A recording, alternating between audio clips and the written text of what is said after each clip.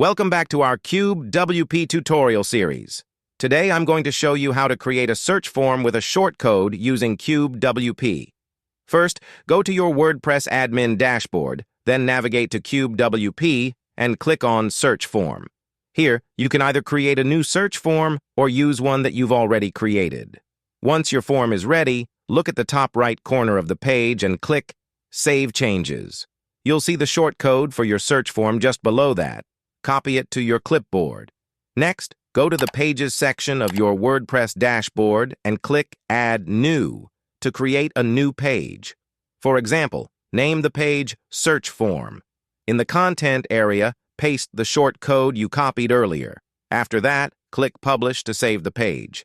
Now simply view the page, and you should see the search form displayed there, ready to use. That's it. You've successfully added a CubeWp search form to your page. If you have any questions or need further assistance, feel free to leave a comment below, and I'll be happy to help.